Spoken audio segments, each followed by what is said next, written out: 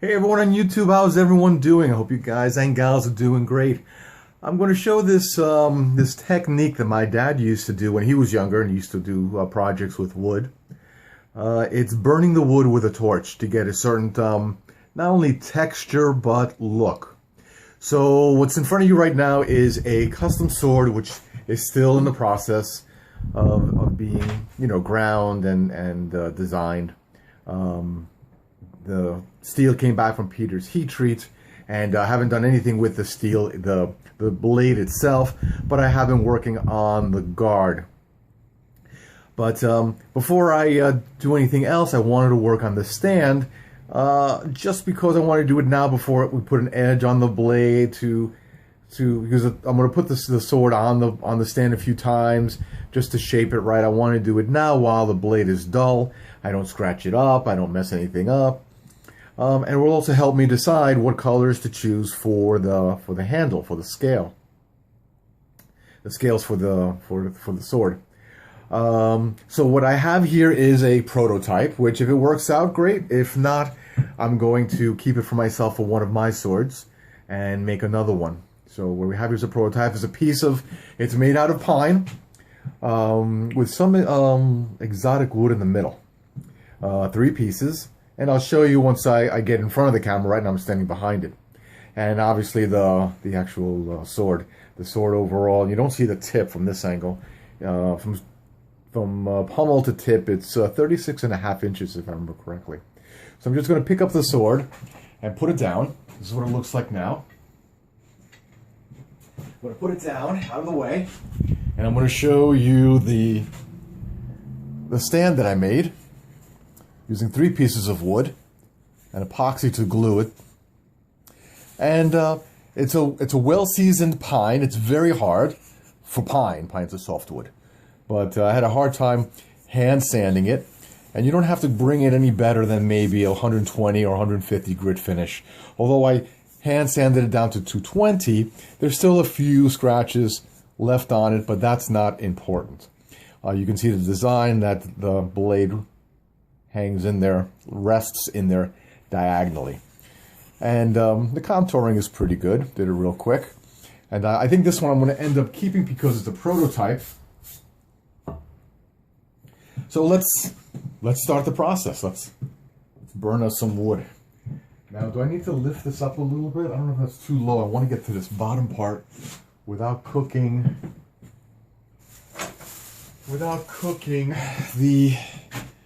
some scrap pieces of aluminum. Maybe just lift it up a little bit. Didn't think about that.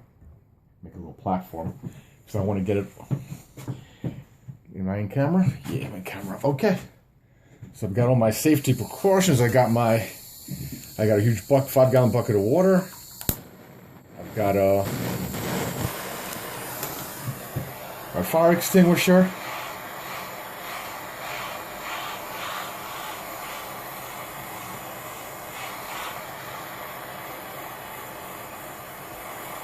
And it's important to have the wood well dried so the sap doesn't ooze out. If the sap starts oozing out of the wood, it makes it a little bit of a mess and it just doesn't burn right. So you want a very consistent, very even burn. It burns a little better when you work from the bottom up. Turn it around. This part's tricky because we got 2 different kinds of wood and we got the epoxy.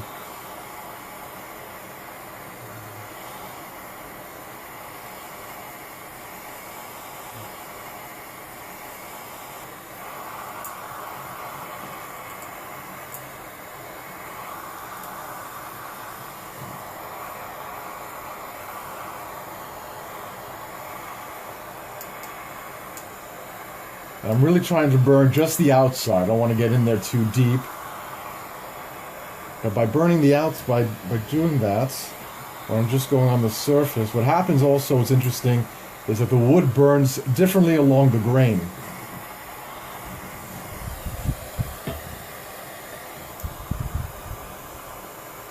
It burns differently along the grain.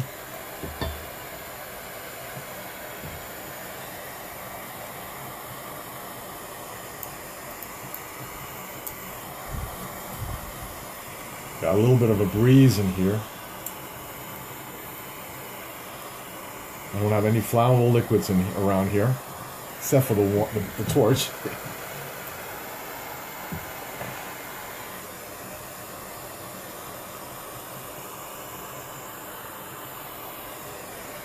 This is a project that I only get one chance to do.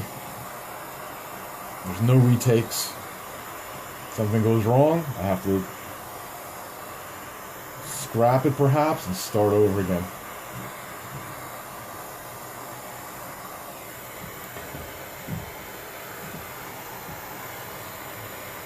Let's see if I can do this without getting my hand in the way. And I'm only burning the outside again. I'm only hitting the outside. If you hit a corner too much, you're going to end up rounding it because the corner gets very hot and it will burn. Alright, so this part might be a little tricky. And I'm not looking at the camera, so I don't know exactly what is being captured and what is not being captured by the camera.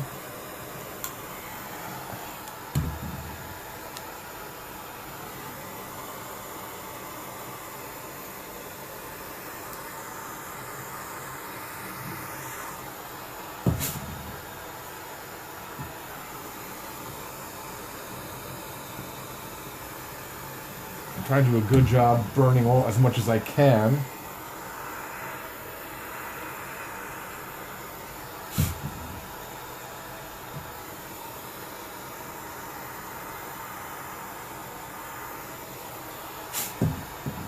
Let's focus a little more on the spots I miss now. And then when I hit it with the, which I don't know if I'm going to do it on camera, I'm going to hit it with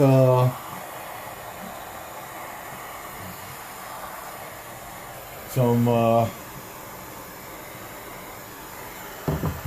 sorry, just focusing on what I'm doing. I think that's pretty good. I think it's pretty good. I don't like that crackling sound. Oh, I guess I gotta do the bottom.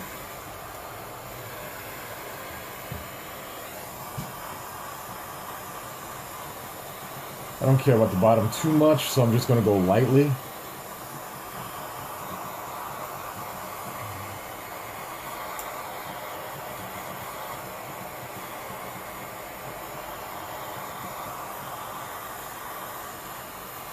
Alright, so I said I was going to go lightly, and it looks like Alright, I think I'm done.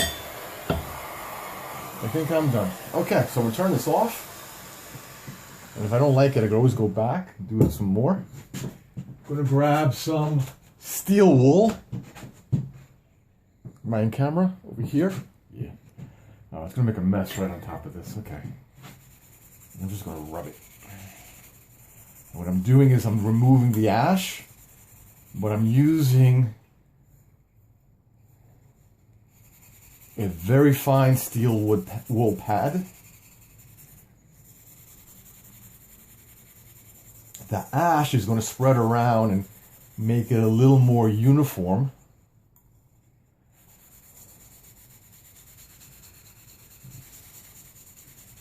And then I'll take the camera and this project into the sunlight. It's best if you do this along the grain. Alright, I'm not going to do the whole thing, I think, because it's going to take some time. And I don't want to waste your time, so I'm just going to do the front. Give it a good rub. And it's really up to you to how much you want to remove. I already did a test sample. And the test sample's in my basement. In my office, and I liked it with removing as much as possible, but you don't have to. You can leave some of the ash still on the wood. It gives it a nice dark color, but I'm gonna remove it just to make it and how does it look like here in the light? Focus for me, please. There we go. It has that nice sheen. Not only does it have a nice sheen, it has texture because it burns differently. Let me just keep it this way. Oh, I had you before. Put the light on you. Oh, much better. Much better. Okay. All right, now focus for me. Come on, focus. All right, I'm going to tap the camera. Focus here. There you go. Yeah, it's a little dusty. But let me show you. Ooh, it's got some cracks here. Didn't expect that. Don't know how that's going to look. Maybe it's going to end up looking a little more rustic. Okay, so you can see the wood has a little bit of sheen. And after I coat it with this part, it has not been rubbed with the steel wool. Once you put a little tung oil on it, it's going to enhance this sheen. It's going to glow. So I thought you guys might like this technique. Perhaps you haven't seen it. Okay, guys and gals, take care. Bye. So it's going to be a little shaky, but I put one coat of the tung oil on it. I'm going to turn this around. On camera, I have to admit it looks redder than it is in real life. And it is not, the shine from the light source is not really capturing how nice this looks.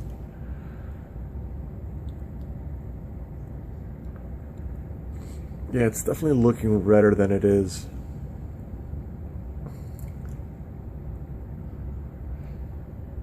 That's the back, and unfortunately it has these cracks because the wood was too dry. So I guess I'm going to end up keeping this one and making another one. Another prototype. Well, that's what it's going to look like. Maybe a couple of more coats of tung oil.